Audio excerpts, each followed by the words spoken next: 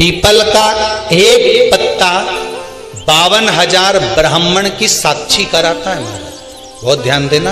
अच्छा एक बात बताइए कि कई लोग कहते हैं कि कई तुम जहां जहां जाते हो ना, ऐसे जिनके शरीर में ऐसे ऐसे लोग घूमते हैं और घूमने के बाद कहते हैं कि तेरी कुल देवी तुझसे रूठ गई, कहते हैं ना, तेरे से तेरा ये देवता रूठ गया, वो देवता रूठ गया, परमात्मा रूठ गए।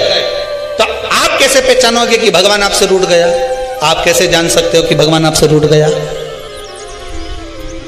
हमने देवी जी को धोख नहीं लगाई तो देवी जी नाराज हो गई, हमने पिताजी को धोख नहीं लगाई तो पिताजी नाराज हो गए, हमने वो देवता के ये नहीं करा तो वो नाराज हो गए। आपको कैसे मालूम पड़ेगा कि देवता नाराज होते हैं?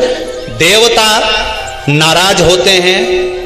याद रखना, संसार में देवता अगर नाराज होते हैं तो कभी किसी का अहित नहीं करते। बहुत ध्यान देना इस बात पर, कभी अहित नहीं करेंगे देवता अगर नाराज होंगे। देवता नाराज होते हैं तो किसी का भोजन पानी बंद नहीं कर देते। देवता नाराज होते हैं तो किसी का खाना पीना बंद नहीं करवा देते।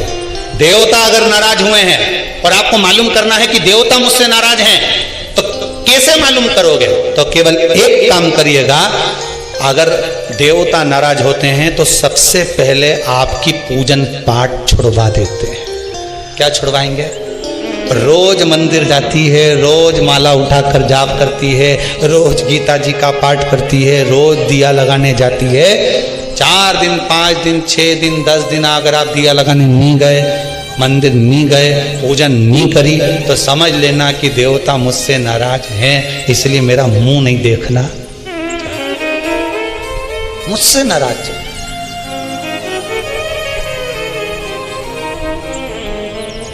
लक्ष्मी नहीं आ रही घर में, देवता नाराज है। नहीं नहीं नहीं, लक्ष्मी नहीं आ रही उसके लिए देवता नाराज नहीं है। लक्ष्मी नहीं आ रही उसके कारण तुम्हारा अहंकार है। भगवान ने जब दिया था उसको सत्कर्म में नहीं लगाया था। एक बात इससे पहले वाली कथा में कही थी,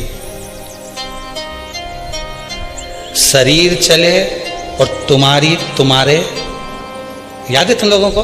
बस उतना याद कर लो, बहुत है। इतनी बात तुम लोग याद कर लोगे ना तो आने वाले समय में 2-1 साल में तो तुम यहाँ हम बस इतनी याद कर लो। बस हर कथा में से इतनी निकाल लोगे ना तो थोड़ा तो यहाँ समझ में तो आए, लगे तो सही कि कथा अंदर गई। तो एक बार पहले कथा में, इससे पिछले वाली में की थी, 7 से पहले वाले में, कि तुम्हारे घर में चले और तुम्हारा शरीर चले, तब तक सारा दान पुण्य भज। ओम नमः शिवाय, श्री शिवाय नमस्तुभ्यम। अगर आपको ये वीडियो अच्छा लगा हो तो चैनल को सब्सक्राइब जरूर कीजिएगा। धन्यवाद। भगवान आपका सदैव भला करेगा। कोई तीर्थ हो कि दान हो, कैसे भजन कर? कुछ नहीं करना, पीपल का एक पत्ता, उस पत्ते पर थोड़ा सा चावल, थोड़ा सा चावल,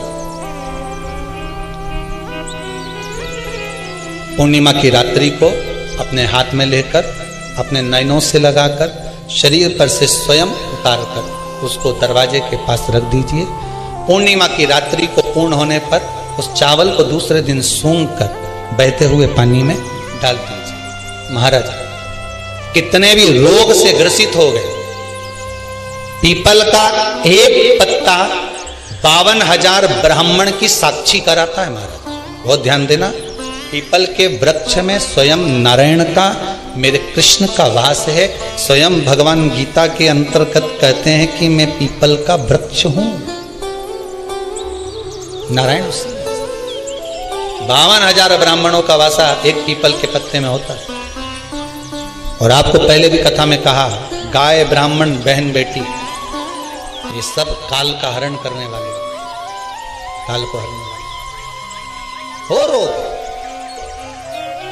तो मिटाइए।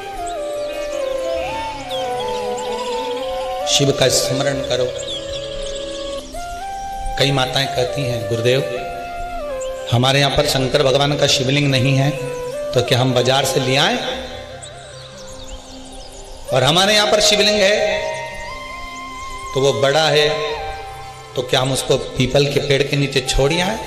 नहीं, शिवलिंग है तो पूजन करो, नहीं है तो भगवान का जब स्नान कराओ, ठाकुर जी का कराओ, देवी जी का कराओ, जो तुम्हारे घर में भगवान है उनका जब पूजन कराओ, तो पूजन कराने के बाद में जब उनका स्नान कराओ, स्नान कराते समय थोड़ा सा भाव यही प्रकट कर लेना कि हम शंकर विश्वनाथ को, महाकाल राजा को, सोमनाथ को, मल्लिकार्जुन को, भीमाशंकर को, त्र्यंबकनाथ को हम जल चढ़ा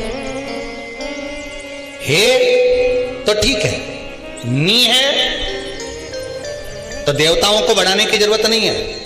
कारण क्या है, तुम तो कर लोगी सेवा, तुमसे तो सज जाएगी, पर आने वाली पीढ़ी करेगी क्या? घर में सेवा उतनी ही करना, उतनी ही रखना जितनी तुमसे बन रही हो। तुम्हारे जाने के बाद घर के बहू बेटा भगवान को डलिया में भर के वृंदावन छोड़िया, ऐसा काम मत करना। जितनी बने उतनी छोटे रूप में सेवा करोगे तो पीढ़ी दर पीढ़ी चलती रहेगी। ज्यादा सेवा को बढ़ा दिया, छूना नहीं, नहा के आओ, कपड़े बदल के आओ, ये कर आओ,